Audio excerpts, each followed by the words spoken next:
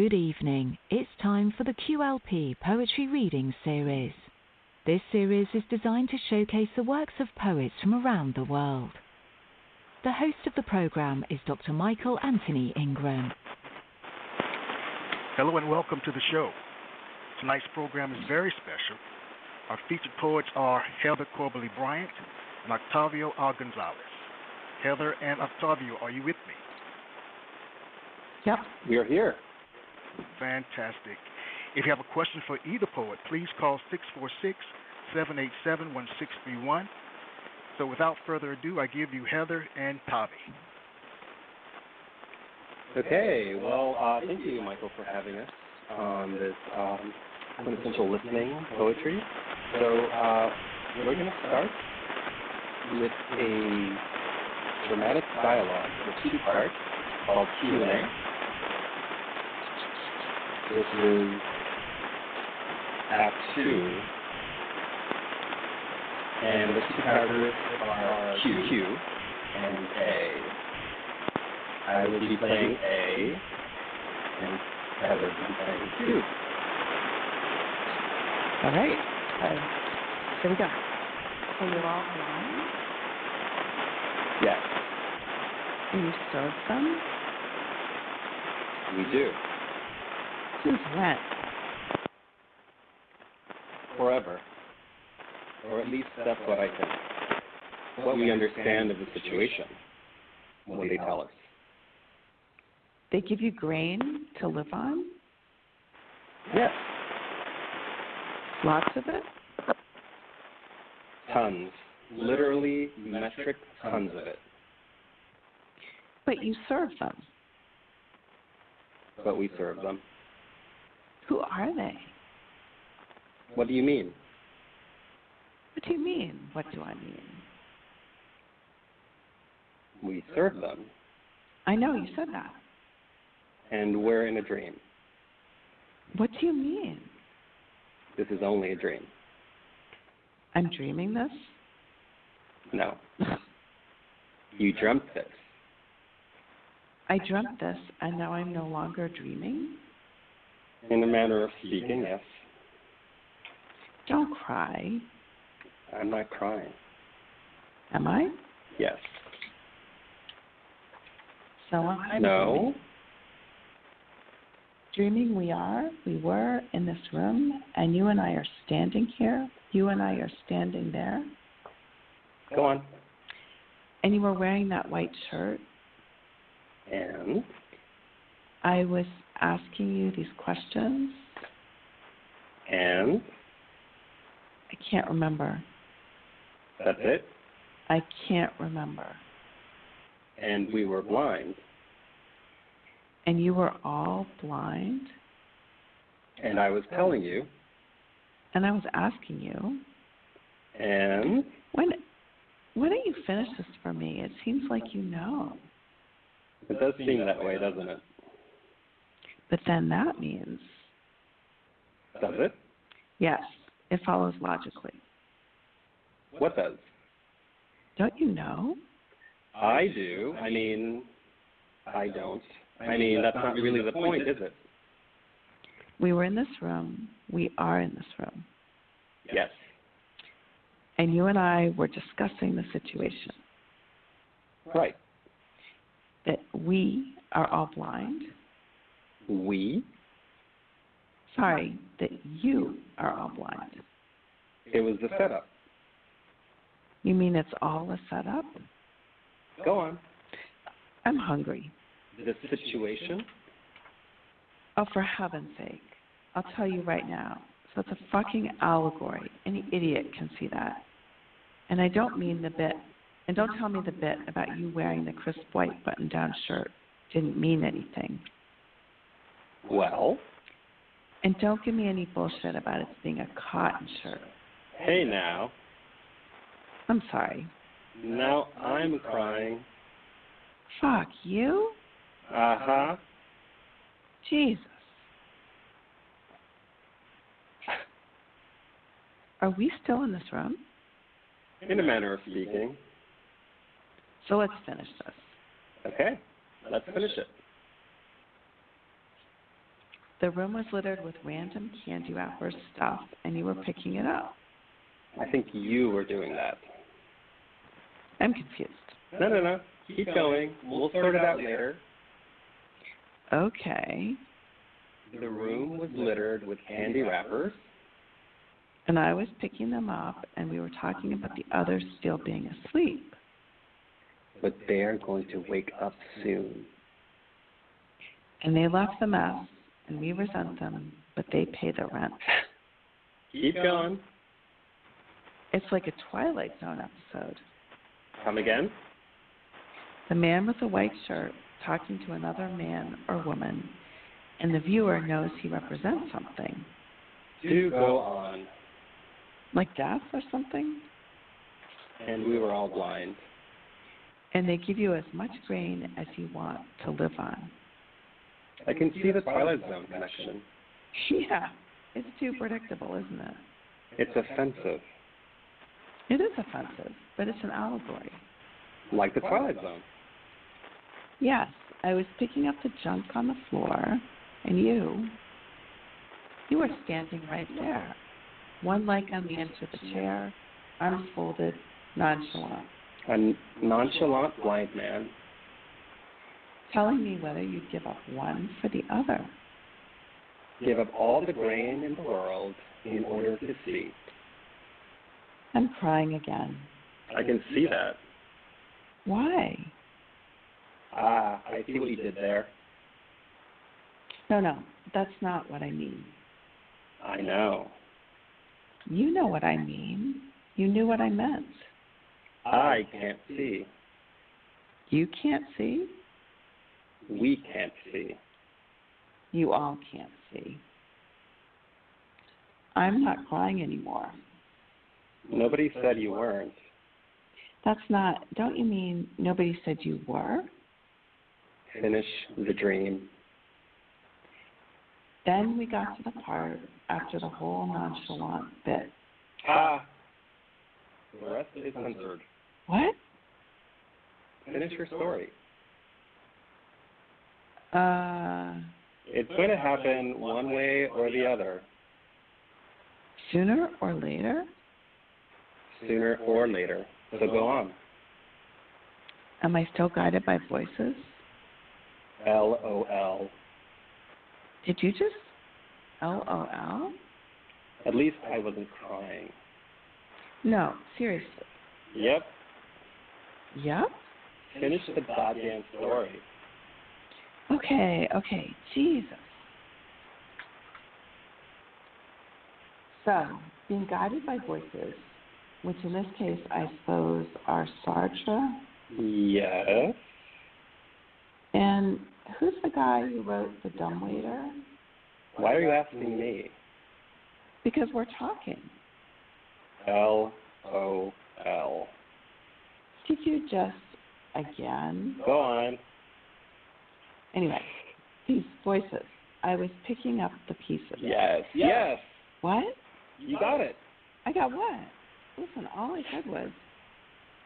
Exactly. See what you did there? For fuck's sake. Well, now. LOL.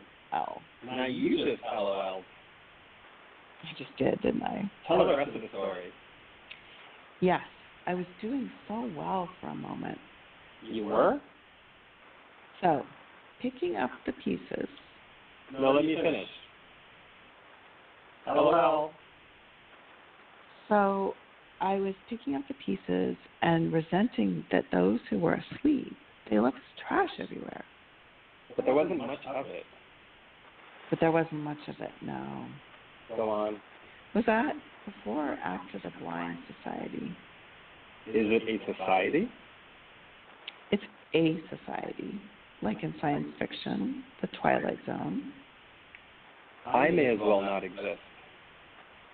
No. Now, why would you say that? Well, it's true, isn't it? This is all my fancy. This is all your fancy. I'm still dreaming. You're still asleep. And I left all the pieces. And you left all the pieces. That I'm picking up. begins to pick up random candy wrappers strewn about the stage that you're picking up. The Negro has known rivers. Now, why would you say that?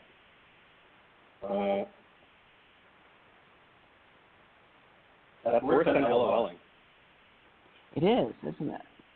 Well, that happens. All the time. Are you done? The pieces are gone. Finish your thought. Picking up the pieces. That means if I'm picking up, but I left them there, I am still asleep, which means that I'm not blind. No. And I was asking you, what I was asking was not a rhetorical question. Do you really mean that? No, I mean it wasn't a disinterested question. Because? Jesus, do I have to spell it out? You do, motherfucker. LOL, why was that censored?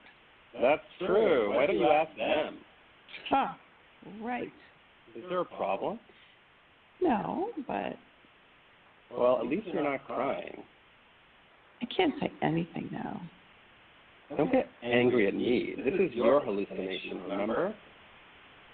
Oh, you mean respect the delicate ecology of your hallucination? That's right. I wonder if they'll know where that's from. There you go again with the they, the them. I thought I was one of them. You are. But I'm not them. No. Are you one of them? What do you think? This is where I ask you about giving up the green. Or giving up the blindness. Which is it? Don't make me go over it, please. LOL. I see what you mean. This is exhausting. Yes, nobody is crying now. Nobody's laughing now either. Nobody's doing much of anything. They haven't awoken, so the play... Oops, what happened to the censor? Are they asleep at their post? I was going to LOL, but I just laughed in my head. It amounts to the same thing. A silent laughter. A silent laughter. Anyway, back to them, or is it back to the censor? The censor asleep at his post. Or at her post. Listen, this is getting too weird. Too meta. But it's what it is. Just don't start with the flying angels and shit. Yeah, man, that ain't my thing. Good, but I'm still waiting. Waiting? For the other shoe to drop, the curtain to fall, the flash of insight, your epiphany, something. Well, we had one before, didn't we? I'm still asleep. And you're one of them. And I'm one of them. Listen, I don't think I can do this heavy lifting. Fuck I know. But that's exactly what it is, isn't it? Heavy lifting. Now we're both crying. Yes.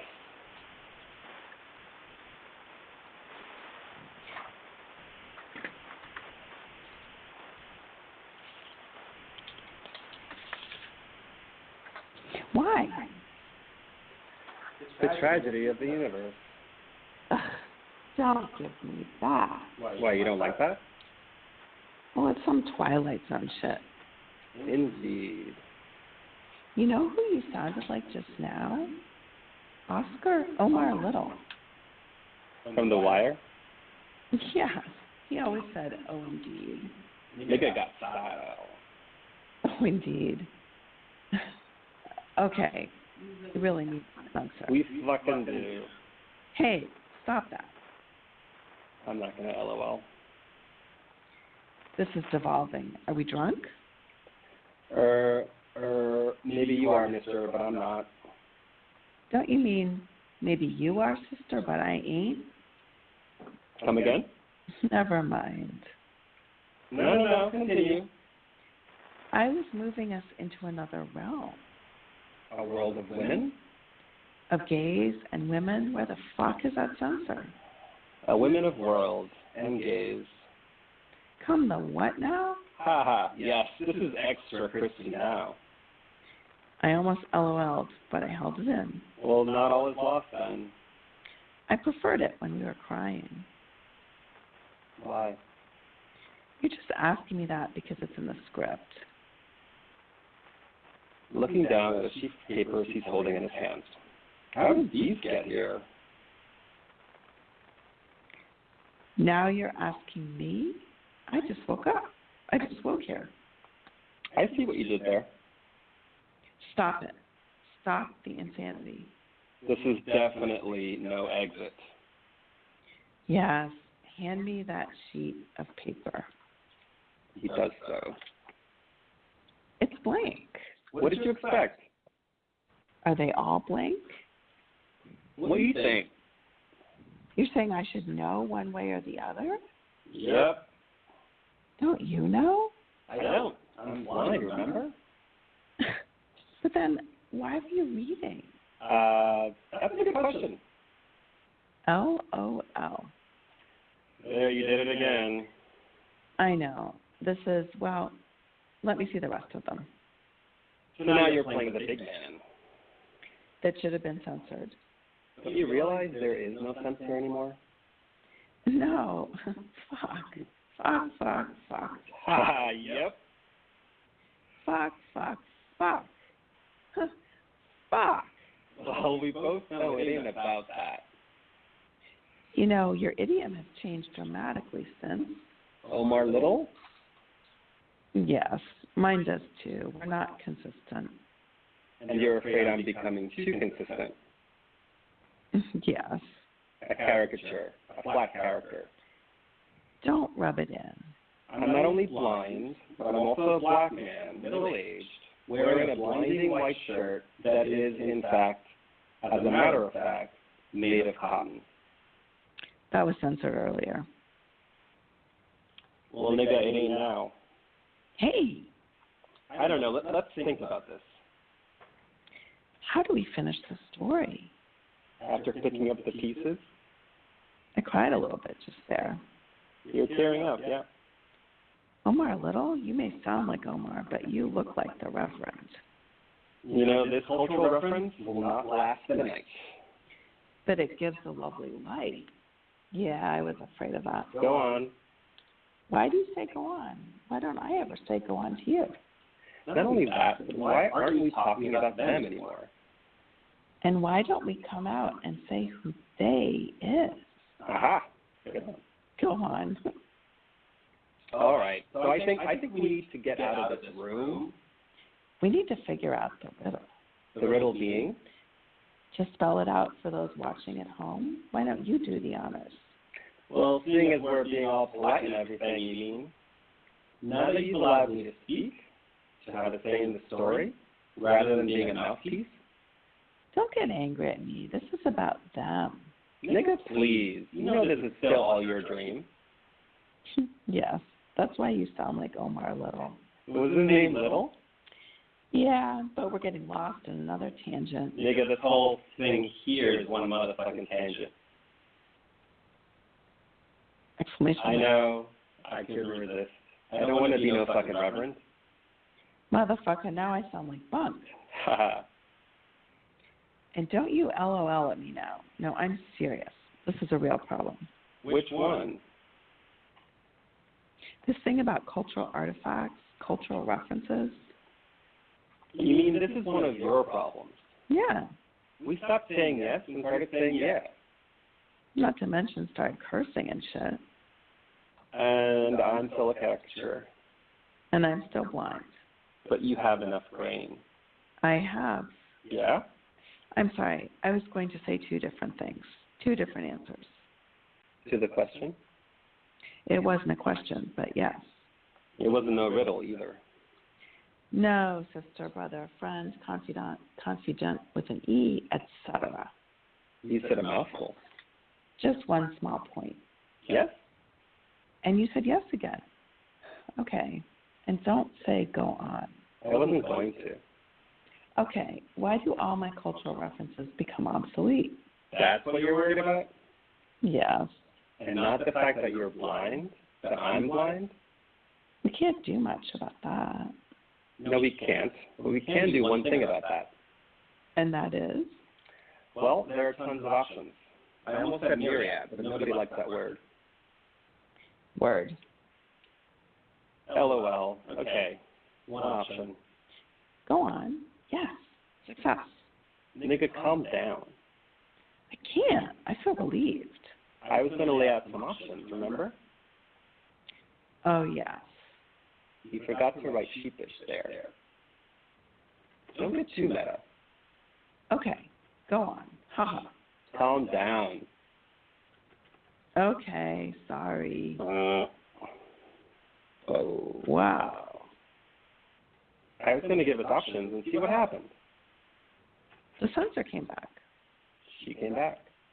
She? You just got to roll with it. Oh, wow. Like I did just now. That is so tired. Come up with another one. So, options? Yes. As I see it. Oh, my fucking Nigga, God. don't interrupt. All right. Jeez. We sound like a Law and Order rerun. This whole thing sounds like a rerun, but that's not important. It isn't? No. Then what is? How the fuck should I know? Oprah. Oprah's important. Oprah? What the hell? Never mind her. She's not here. I didn't say she was. You're confusing me, and you're confusing your audience. Right. And I keep interrupting you, and you've got to give us some options. Right. Will we ever get to those options? At least one. Go on. We've got to solve the riddle. What riddle? You already forgot? Jesus, the riddle. The riddle at the center of this thing here. Not the one about my instantly outdated cultural references. No, nigga, I don't care about that. No, LOL. Why should you? The riddle, for those who have not been paying attention. I won't say it. You don't have to. They looked at each other. You were saying? Would you give up one for the other? Give up one or give up the other? One can love. Two at the same time. One can love. Mr. Nugent over here. Well, at least it ain't Quentin Crisp. Make it civil servant? Exactamundo. Why do we have to go on? Because I want to. And tomorrow belongs to me? And tomorrow belongs to me. Does it? It belongs to the Nazis. That's it, censor. Where the fuck have you been? It's a great song. It's a hideous song, and... Yes, but the beauty is the evil thing. Beauty is evil?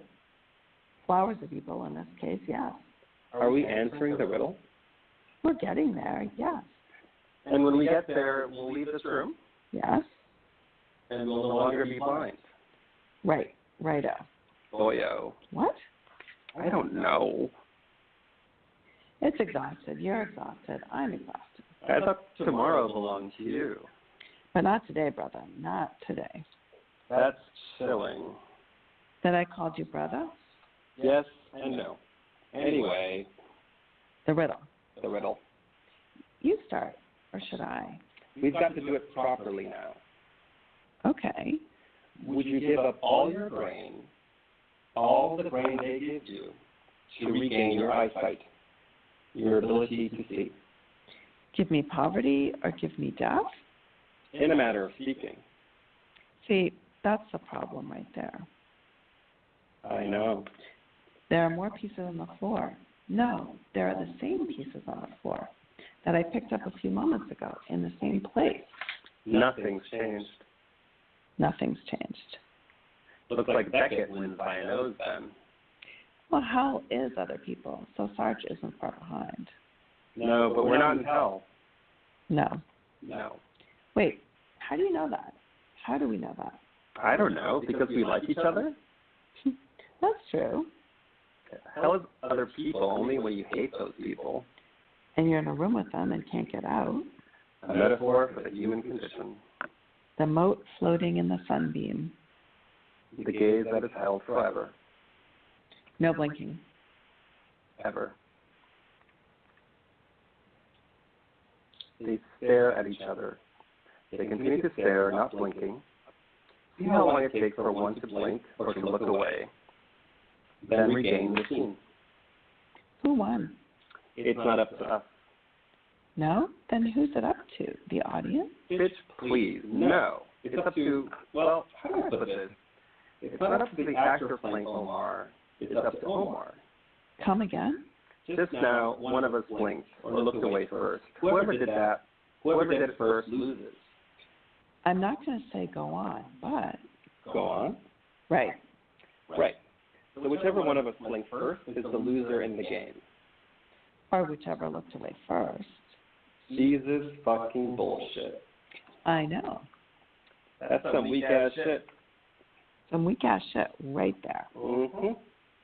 Right. So what did you mean? Picking up the pieces. Let's recap. Let's. One of us blinked first. Or looked away first.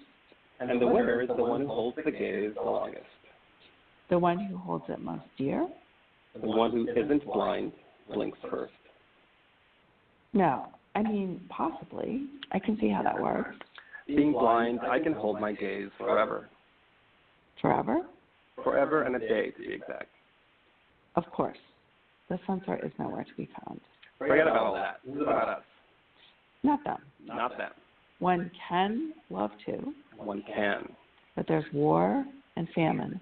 It ain't all about love, despite what you poets think. You're speaking metaphorically. Right. So, the I-beam, the closed room, the love that dare not speak its name. Yes, we've been saying that all along. Everyone is gay? Everyone is gay, at least in this play. It's almost over. Thank motherfucking God. I mean, I heard a lock. A key was used. We're almost out. We just came out a few seconds ago. Don't get cute, mister. Hey, that's my line. Okay, don't get cute, sister. Brother, lover, confidant with an E, etc. etc. We're into this. Enough with the cultural references, yeah? I know. What's left? We did the riddle. But we didn't solve it. But we didn't solve it. That's how we'll end. Brilliant idea. No, really, you're a regular Michelangelo. Fuck yourself. And fuck you. And fuck you too. Okay. Now that's out of the way. We are all blind, but we get tons of grain, metric tons of grain. Would you give up one for the other? Or give up the other one for the other. This is a mess. No. Keep going. Okay, let's reason this out. Let's. For those watching or listening at home. For those watching at home. Scenario A, we're blind, but well fed. Would we give up all our bounty for the possibility of seeing? Holding a fixed gaze forever isn't part of this. Not anymore. Right. Go on. Shit. Huh. I'm not even going to go there. No. Let me. Scenario B. Scenario B. Call it. Give up blindness for all the green in the world? You got it. We both got it, and I'm crying. We're both crying. Black men loving black men is the Revolutionary Act. You had to bring it there, didn't you? What did I tell you? Cultural references. Only a select few will know what the fuck you're talking about there. So let them. And let the rest of them, let them Google it. Is that the new let them eat cake? Under the circumstances, yes. Except also under the circumstances, let them eat cake is the new let them eat cake. The Revolutionary Act. I don't buy it. Why not? And then we're really going to have to stop. Well, Nugent said. Tell them. Don't tell me. I already know. And I can't stand my own goddamn mind. Yes. Success. Next, you'll be quoting Shakespeare or Shakira. Shakira? Really? I couldn't resist. No. Why would you? Give up blindness. Give up blindness or blondness? LOL. Oh, snap. That's what I mean, though. Black men loving black men is the Revolutionary Act, but it isn't the only one. No? No? And I thought you'd given up that role. What role? The censor is standing right behind me, isn't she? She is. I mean, him. They both are. What other Revolutionary Acts? Well, according to our other gay Negro, part of the expression censors, it's just as revolutionary to love a white man. Nugent's Beauty, the Spaniard? Icky. Why icky? Well, you know as well as I do. But All that bullshit about white skin, blah, blah. It was revolutionary for Nugent in 1926. He was revolutionary, yes. Evil Beauty. Evil Beauty with a capital B. Enough? Complete? Bastante bien. How we fuck, now we fuck, and this ends? Yes. Don't sound so enthused. Well, this is just empty. Lost, grotesque, take your adjective. An American grammar book. An American grammar book. Now we think as we fuck. You had to do it, didn't you? Well, yes. LOL. Riggs, Nugent, gotta have Hempel. He was something else. I won't even go there, but yes. Let's end it. And now fuck, whatever happened to black men loving black men is the revolutionary act. You're black? In a manner of speaking. Okay. So let's fuck. And solve the universal equation? No thanks, asshole. And I'm not saying you're a racist motherfucker, but you're a racist motherfucker. Yes, I am.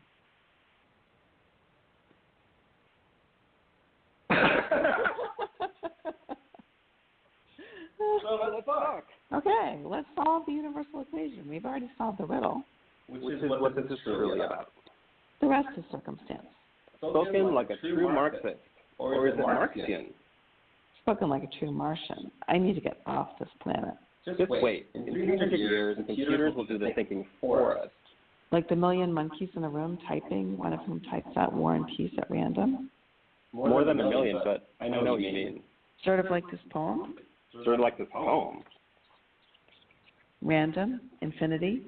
Stop talking and suck my dick. You don't have a dick. I don't either. No, I forgot. But then how are we going to fuck? We'll just stare at each other and gesture to each other like monkeys. Obscene gestures. Let them pretend we fuck. Man, that's no fun. You're right. Let's regress instead. And call it a day? And call it a day. The end.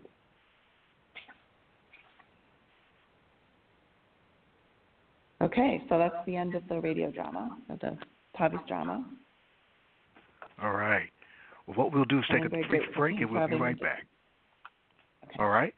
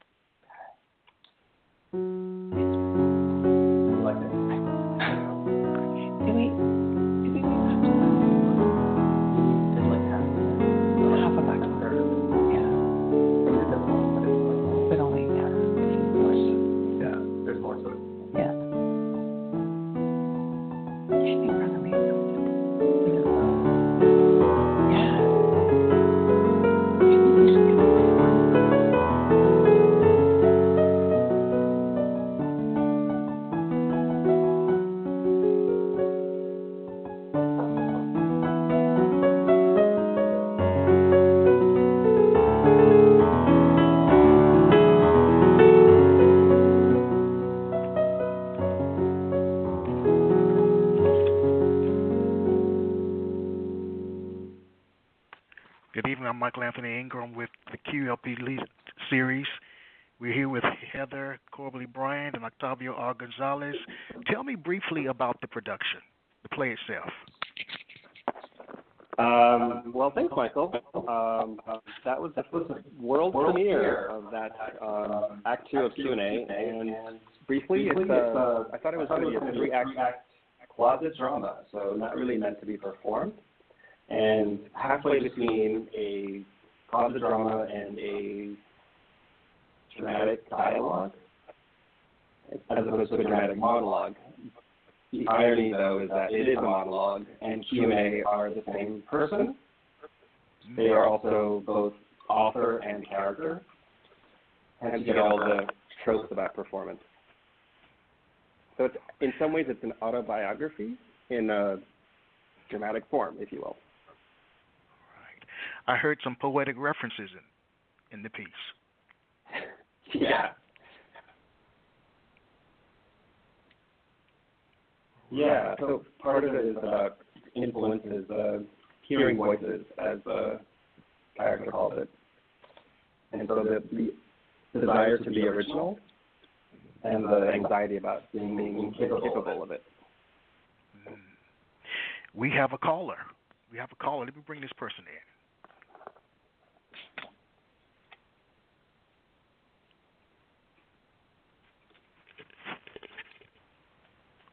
All right.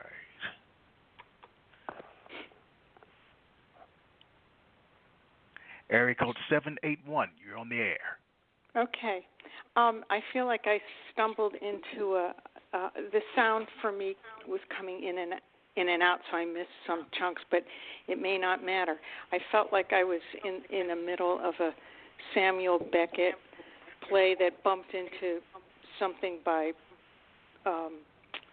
Richard Bruce Nugent. It was so interesting and so hard for me to keep track of. I really did feel like I was listening to somebody's thoughts. I did like it very much. Thank you. Other questions? A question? Well, I guess my question would be, would this be different if it were performed just by one voice? That's a great question, actually. I imagine this performed by one very versatile performer, like Anna Smith, for example. That would take a tremendous amount of acting ability. But it would be interesting, actually, although kind of be a little too on the nose, because it would expose the fact that these are not two characters, it's just two sides of one character. Which I mean, that would be like, the director prerogative, right? If you wanted to stage it. Right. Fascinating. I don't know. Loved it. Thank you. Thanks for calling. You're welcome. Thank you for calling in. All right. Well, now it's time for Heather Corbally Bryant. Okay, so I thought I'd read some poems tonight from my latest collection, which is going to be coming out in November, and it's called Leaving Santorini.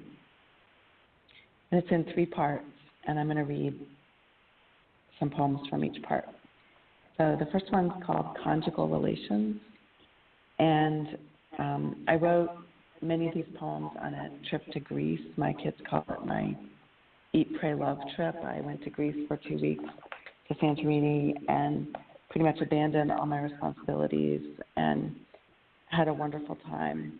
And I thought a lot there about everything that had happened in the last few years, and so these poems grew out of that. So, Conjugal Relations. I cannot even remember the last time we made love that summer when everything flew apart. I recall the beach vacation where we slept miles away from each other, though in the same bed. Hard as I've tried, I cannot remember the last time we were together. You always complained it was not how you wanted it to be, but then you would not say what you wanted. Sometimes you smothered me, came dangerously close to killing me. At other times, you begged me to stay so you could have a wife as well as a mistress or 2 or 3. A family still, you said we were, no matter what. I cannot even believe now what you really wanted to do and how little of you I knew.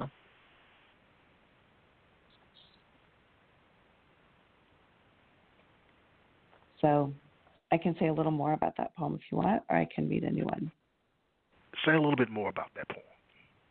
Okay, so I think I mentioned this before, but I escaped an abusive marriage, and for a long time I didn't realize that it was an abusive marriage. And this poem is about the realization. I used to think, oh wow, this doesn't really happen to people because it's always behind closed doors. I didn't know much about it, and part of my hope with these poems is to educate people that it can happen anywhere. And my fear that I realized that there were some ideas about how life would be easier without me in the world, which is pretty terrifying. So I wrote that poem from a very deep place of fear, but also resolution and acceptance. So that's where that came from. And well, I think, appreciate Michael, you sharing. you know this. Sure, I think you know this, but I write a poem a day, so I'm up to. Yes. I didn't do an exact count today, but I think I'm at about 5,700. So one of my projects this summer is trying to organize them in some fashion, which is absolutely overwhelming. Getting them out of my closet and putting them onto shelves is I'm sure. pretty overwhelming. It's actually they're growing out of my house. So one of my projects has been to type them up and organize them, and that's where this book came from. So then I read one about going to Santorini. I had never been to Greece before, and I got the idea very impulsively and just kind of picked it on a map and went. So this is called Santorini Airport Dusk. It is just past sunset when we land on this aquatic island. I've been traveling for 24 hours from central Pennsylvania to Philadelphia to Zurich to Athens, and now at last to this final destination, a volcanic island ringed by the Aegean Sea, almost the southernmost land of Greece. The light is fading apricot tinged with turquoise. I have been sitting next to a wedding dress, one that took up a whole seat. When I step off the plane and walk down the narrow metal stairs, I can see all around. Warm air suffuses and surrounds me. For the first time in a long while, I take in one long full breath of happiness as I walk towards a taxi. And this poem actually really did happen this way, that the person next to me had purchased a seat for her wedding dress. It was enormous, took up a whole seat, and it was really surreal having this kind of headless thing sitting next to me in the seat.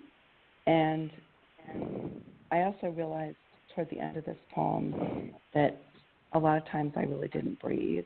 For many years I breathed really shallowly, so this poem is about, learning to breathe again.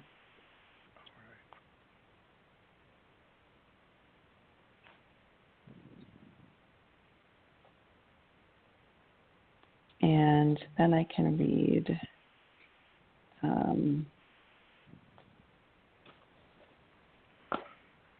I think it was partly in Greece the colors that struck me the most. The vibrancy of all the colors was surprising to me. And it was also, I was there for Greek Easter, which seemed propitious. So I have a poem that's called Easter Santorini about walking around on Greek Easter and realizing that it was a very different kind of celebration. The fireworks were extremely dangerous, and there were very few warnings. They're just bombs in the middle of the streets. So Easter Santorini. Repelled by the crowds, I follow a wave of people towards the church square. It is beautiful there, the blue dome luminescent, rising to the sky, and I see candles blessed and lit, shouts, commotion, a fight, fireworks everywhere. Faces illuminate, sparklers tossed in the air, big bombs coming, a grandfather warns. We are all swept along with passion arising. A bit fearful, I climb some stairs to watch the crowd below, celebrating the glory and the resurrection. Walking back, I pass Greek lilies in bloom. Gunpowder lingers in the air amidst the sweet blossoms. May our world last forever. Amen. So I don't know, Michael, if you have any thoughts to share. Well, we have a caller. Read some more. Yes, we have a caller. Yes, hold on one second. Oh, my goodness. All right. Area code 434. You're on the air. Hi. Thanks for taking my call. Yes. I guess I just have a question. Writing about trauma, I think a lot of us do that as a way of sort of processing it for ourselves. But when writing for an audience, I guess my question is what, if any, responsibility we have to our readers when writing about issues that can be very difficult to encounter as sort of an audience. Does that make sense? Yes, it does. Yeah, that's a great thought. Can you say more about that? I mean, I think about like recent books that have been popular, like Rupi Kaur's Milk and Honey, that addresses, some of her trauma and her healing from it. And I know it's opened up a lot of great conversations among survivors and advocates for people who've experienced, gender-based violence or sexual violence. And I guess for those seeking to write for an audience, is there ever a time to sort of, and this maybe ties back to the idea of the censor in the earlier poem, is there a time at which it's important to sort of censor ourselves in our writing if it's not just meant for us? Well, I mean, I've actually wrestled with that a lot, and I censored myself for like 3/4 of my life. Yeah. My venture into poetry has only been since, I would say, I only started writing poetry seriously in like 2005, and I only started publishing in 2011. So I spent a long time extremely censored and extremely worried about what I said and where I said it and how I said it. And I guess, as you can tell, I've kind of gone in the opposite direction, for better or for worse, which, I probably, in retrospect, I should have had a trigger warning from my poems. So I'm sorry if I didn't say that. But I guess my feeling is if somebody wants to read it or listen to it, they can, and if they don't, they won't read the book. Sure. But I don't mean that to sound glib at all. I recognize it's extremely complicated, and I do. No, for sure. I have really wrestled with it, and that is even my darkest one. I have a book called My Wedding Dress, which is extraordinarily dark, and a lot of my students often want to read that book, and I always say to them, it's really dark. Like, just if you read a couple poems and you don't want to read anymore, that's totally fine with me. But it's interesting because that's their favorite book of mine. That's the one they always ask about. Wow. So, thank really you for sharing your question, story and you asking it. your poetry. Yeah. Sure. Thank you. Let me ask a statement. I think by sharing with an audience that this is my story, this is my truth, is also very important. Because everyone has their own unique lived experience, their own unique story. But just claiming it, this is mine. It may not be yours. It may be hard for you to hear, but this is my story. This is who I am as a person. This is what I want to bring to you as to the audience. So that's my thought, that this is my story. Sure. And it's okay. Yeah, I like that, Michael. It's okay. Yep. Tavi, were you going to say something? Jump in here. Yeah, I just thought Zora Neale Hurston in the wonderful novel Her Eyes Are Watching God talks about the deepest human longing, which is self-revelation, or to reveal yourself to another. So I think that deep desire is so ingrained in us that it's hard to modulate it, and so it's important to have that self-awareness. Right? It's not simply about expression, but also about how it's received. But I appreciate the question. Yeah.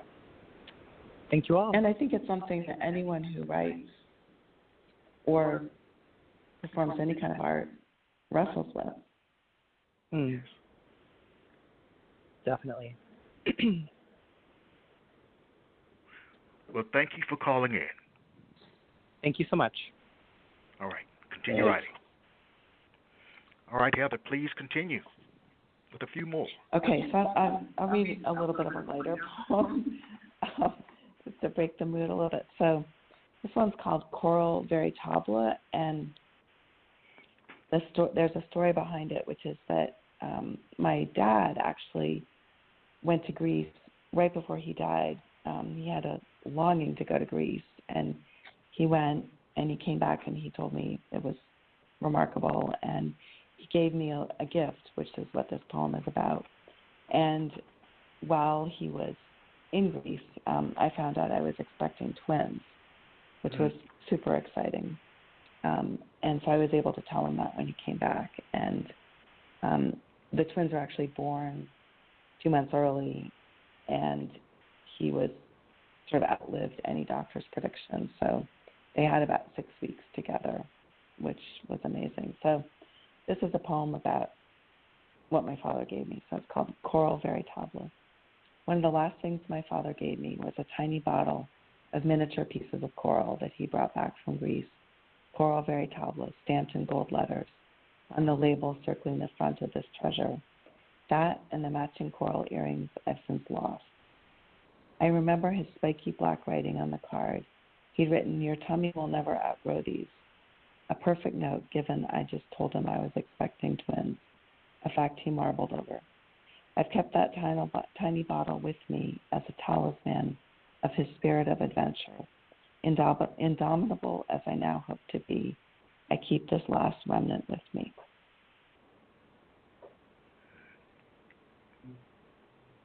Beautiful.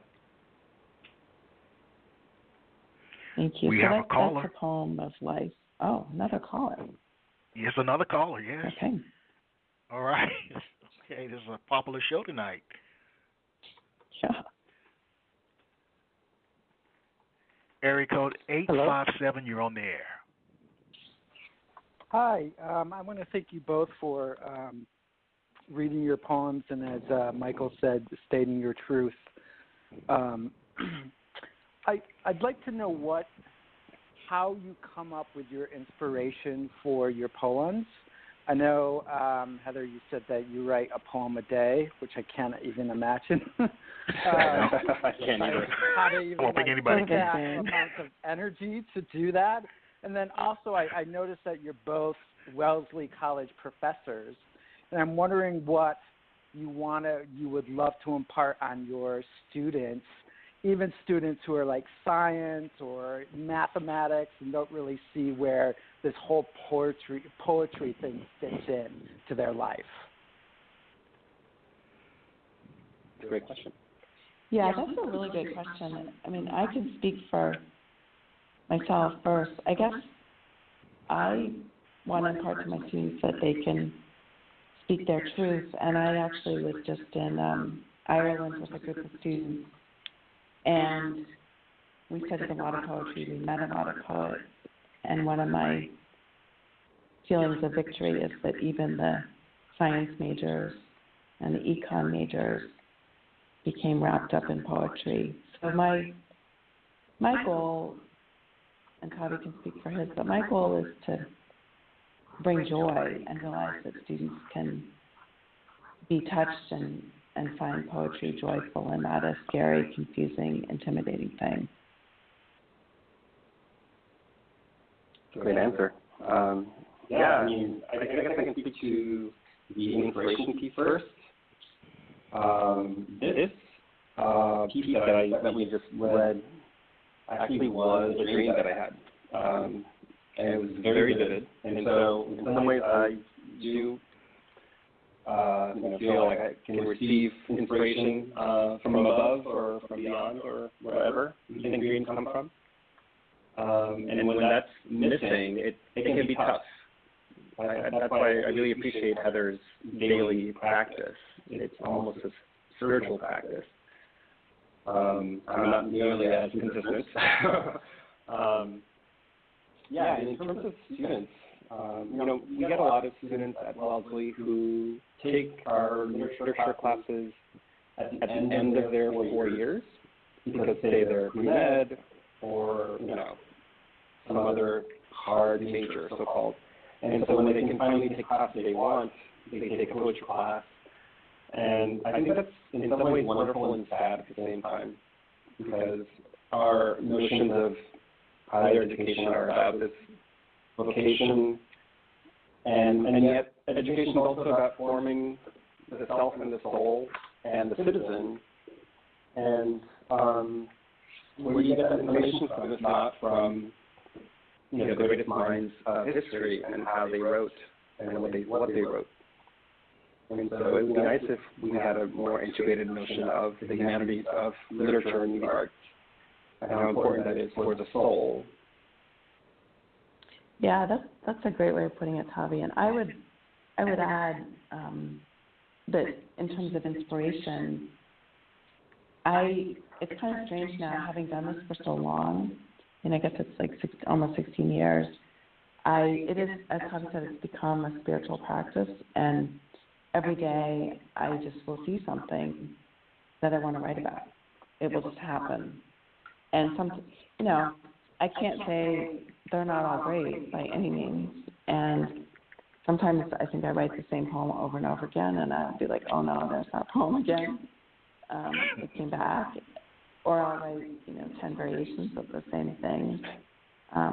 But it is a way of looking at the world, and I think especially in this time that we're living through that I don't even really know what to say about it. And I know that sometimes sounds like a cop-out, like, oh, world, fail me. But during this time, I found poetry a way to cope with some of my anger and frustration and confusion at the world we're living in. I also often take my inspiration from words that I see, and in Ireland, language is very alive. And, there's 4 Nobel Prize winners from the same island. And so part of my Leading Santorini book is there's an Ireland section because I realized that I love islands. So I thought I might read a poem that has to do with words, and it's called a found poem because it's from a sign that I saw and literally found the poem that way. So it's called Traffic Calming. A sign points simply to the west, with an arrow pointing towards a blue wave. A sign leads to Tra, the beach. Carreg means rock. Magda means market. Niam means heaven. The road to Sligo is marked on the way to Yeats's grave. Under Beldenbolben, Kilkenny. Kill means church. The Poison Glen was where the Cyclops fought, but it might have been misspelled, as it might have been meant to be called heaven instead. As the road slows and narrows, the sign suggests traffic calming ahead before the night begins, and with it the fiddles in the crake and the warm Guinness is poured.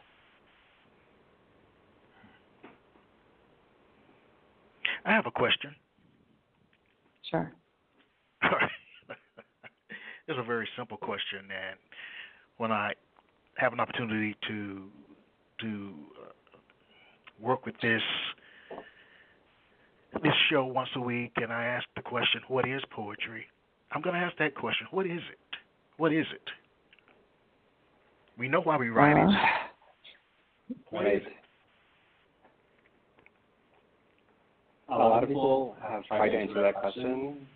Rachel Blau Duplessis, I was at a poetry symposium with her a few years ago, and she defined poetry as writing. I think thinking about what is writing was useful for her. For me, I diverge from that, and I think for me, poetry is the voice in the wilderness singing a song. It's not even writing. It's not even words. And I think that, to me, is a foundation of poetry. It's the will to express. So it's in some ways beyond writing and beyond language itself. But there's also music in it. Yeah, that's a beautiful line. I just wrote it down so I can remember it. Thank you. So, Tavi, for me, it's kind of building off of something he said, this idea of language coming to you in a dream state. So for me, poetry, because I also write prose and other things, but for me, poetry is like the music of language, and often when I sit down to write, words just come out, and sometimes they're sort of incoherent, and then I go back and realize the rhythm of the song, or that I have a lot of rhyme. So for me, poetry is almost like an incantation of language distilled.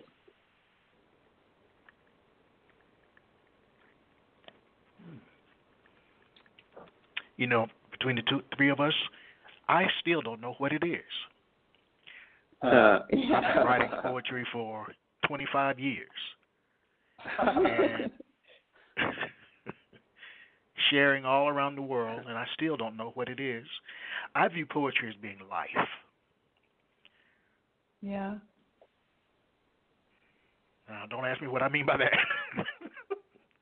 What do you mean by But that, I think Michael? it's just all around us. It's all around us. I remember being a professor. Whatever class I taught, whether it was English or statistics, I'd always recite a poem. And Really? somehow I was able to relate that particular poem to whatever the lesson was for that particular day. So I just believe that it's all around us. And I've also believed that words are never innocent, so it gives us an opportunity to speak truth. Again, I'm really stuck on this truth thing. It gives us an opportunity to speak truth and power to others and to ourselves so that we can heal ourselves. Yeah. Because hearing those words out loud is very important, I believe. Getting it out of your I system. think the part about out loud is important too. Sorry to interrupt. Yeah, I agree. I mean, often if I'm sitting in a cafe or something and I'm writing, I'll suddenly realize I'm like talking out loud. It's so hard not to speak poetry. All right. Well, let's take a brief break, and we'll be right back. And Heather's going to share 2 more poems, and then we'll call the evening. Okay. All right, then. Hold on 1 second here.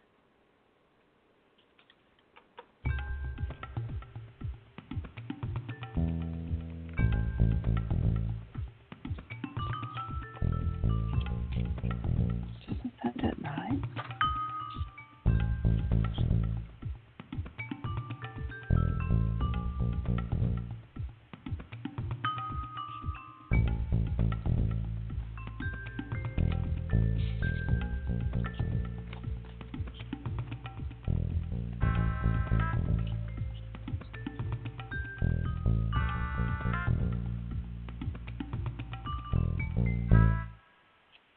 We are back. I'm Michael Anthony Ingram. I'm here with Tavi and Heather, and we're just talking about poetry and life and the good, bad, and indifferent of it, and how poetry can help us on our journey. So, Heather, please share a couple more poems. Okay, so this is a poem about my mom. So I've written about my dad, and it's about when she was diagnosed with lung cancer, and she had a sort of given about 6 months to live, plus or minus. And I had gone up to be with her when she got the news, and I didn't make it because she wanted the doctor to tell her before I could get there. So it's a very difficult trip, and I was. She insisted that I take her jewelry with her, and she didn't have that much, but it was very heavy. And she insisted that I not check it, that I carry it like in my purse. And as a consequence, I injured my neck because I thought I had to unleash it when I was coming back. So, my mother's jewelry. My mother spent her life in fear of losing things. Not surprising for someone who moved 10 times before she was in 11th grade. She implores me to carry her jewelry home with me. Don't check it, she whispers. It might be lost. Ever since then, I've had a crick in my neck, a knotted place where I store my stress, my loneliness, my sorrow, until I can no longer open my mouth beyond a smidgen. A physical therapist helps me begin to massage my strained muscles, to help me unclench my jaw, to raise my shoulders high, to keep my head up with pride for having walked so long along a path burning with embers of desire, of disappointment, and of despair.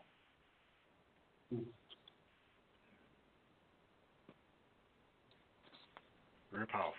So I also had to go to physical therapy for my jaw because I couldn't open my mouth properly after that. So that was, I didn't know that people had to do that. Do you have another poem? Thing. Yeah, I have one more. I'm going to read.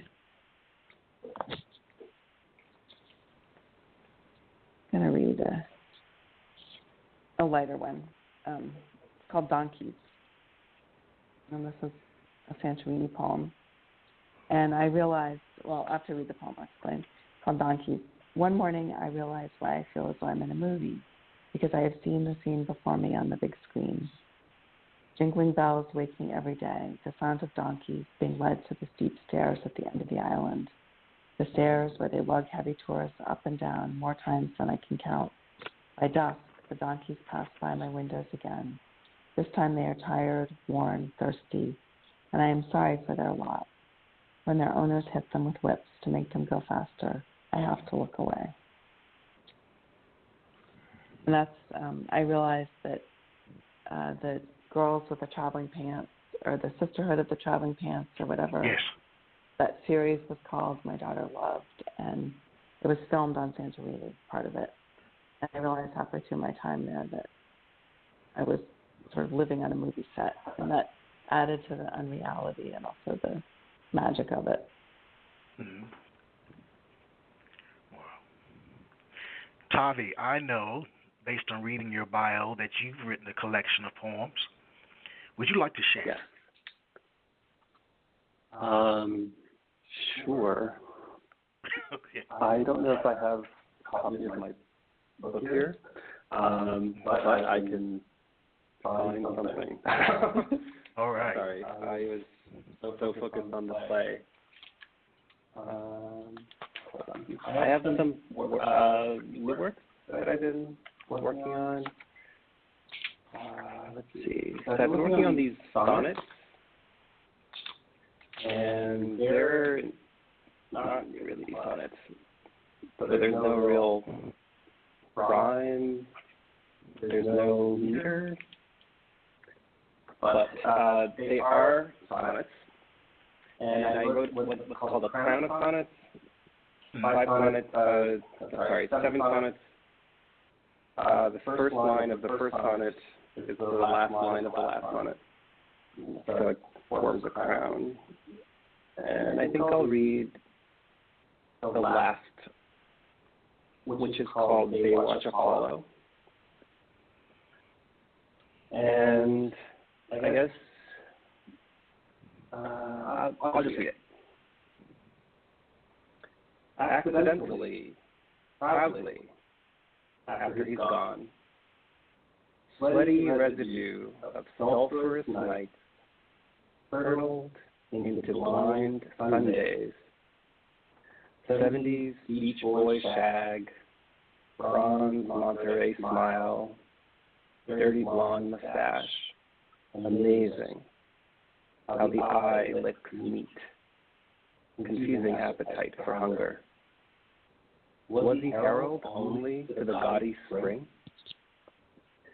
I, corrugated fentanyl, washed by Union Square skies, warding December games, playing hopscotch on rainbowed sidewalks,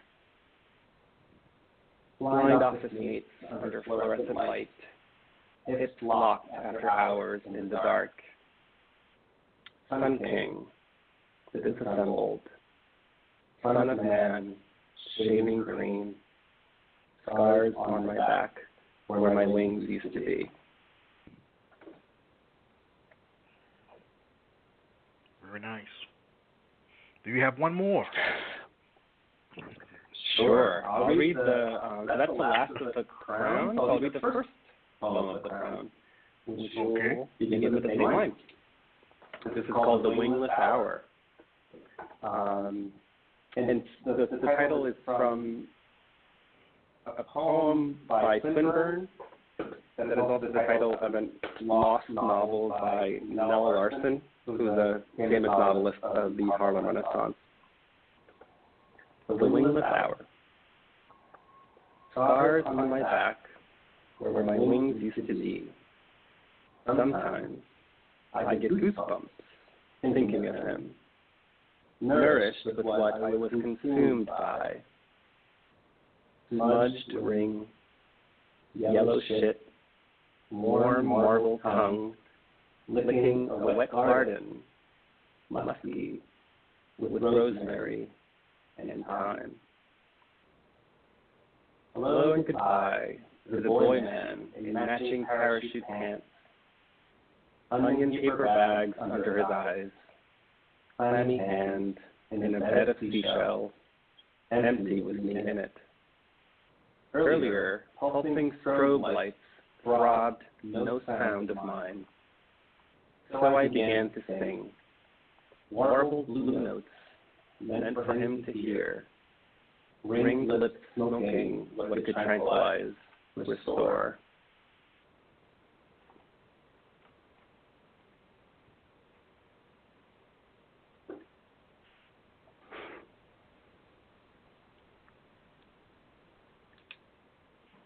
And that's it. So Thank you. The last one and the first one, so there you go. All right, very nice. Okay, very nice, very nice. Well, I'd like to, as we come to the close of the program, to thank you both for sharing your work for the world premiere on this particular show. Thank you, and I invite both of you to return. Thank you so So much. that we can continue this conversation and this journey. I'd like that very, very much. Thank you. So we'll plan something for later in the year, and I want you to come back. Thank you. That sounds great. All right. Good night to the both of you. All right. Good night, everyone.